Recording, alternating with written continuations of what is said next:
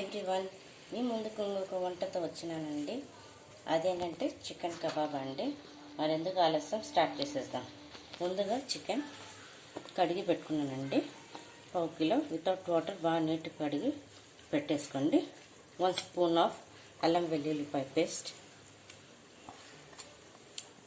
మరి kebab powder ఒక 2 table spoon వరకు వేసుకోవాలండి. Or half packet wise. Egg white వేయాలండి, వట్టి ఎగ్ వైట్ వేయాలండి. కొద్దిగా ఇట్లా హోల్ చేసేసి వైట్ మట్టుకే వేసేసేయండి. ఎల్లో వేయకూడదండి, ఎందుకంటే కొంచెం నీసు వాసన వస్తుంది కాబట్టి. కావాలనుకున్న వేసుకోండి, మేమైతే అస్సలు వేసుకోండి, వైటే వేసుకుంటా. అలాగే సాల్ట్ కొద్దిగా వేయండి, ఎందుకంటే కబాబ్ పౌడర్ ఉంటుంది కదా, కొద్దిగా చాలు. మరియు హాఫ్ స్పూన్ ఆర్ 1 స్పూన్ మిరప్పొడి, ఎందుకంటే ఆల్రెడీ కబాబ్ పౌడర్లు అన్నీ ఉంటాయి కాబట్టి. మరియు లెమన్, కొద్దిగా పసుపు అన్నీ వేసుకొని మ్యారినేట్ చేసి పెట్టుకోనండి.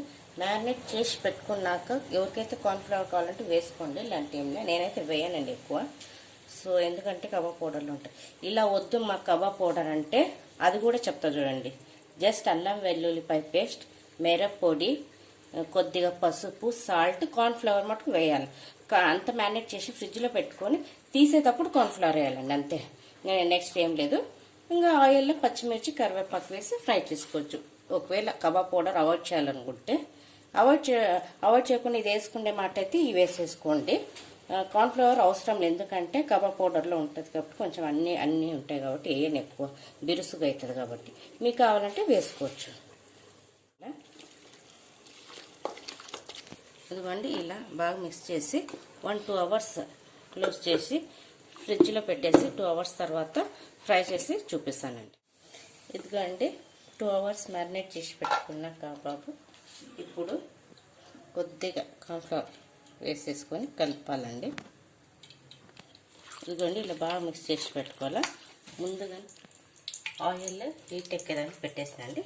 ఇప్పుడు కొద్దిగా వేసేసుకోండి సిమ్లో ఫ్లేమ్లో. ఇదిగోండి, పచ్చిమిర్చి, కరివేపాకు ఇట్లా తీసి పెట్టుకొని పైన వేసేసుకోండి. అందులోనే ఫ్రై చేయాలండి, సిమ్లోనే ఫ్రై చేసి ఫ్రై అయ్యాలి. ఇదిగోండి వ్యూవర్స్, చూడండి ఆల్మోస్ట్ ఫ్రై అయిపోయింది. నేను మీడియం ఫ్లేమ్లోనే చేసేస్తున్నానండి, ఫాస్ట్ పెట్టుకోకూడదు. సో ఇంకా తీసేసుకోవాలండి. ఇది బాగా వేగండి.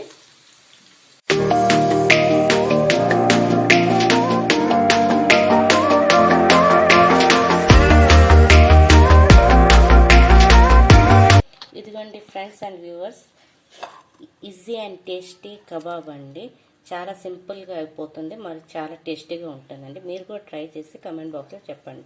మీకు కనుక నచ్చినట్లయితే లైక్, షేర్, సబ్స్క్రైబ్, పక్కనున్న బెల్ ఐకాన్ని క్లిక్ చేయండి. మరొక రెసిపీతో వచ్చే వరకు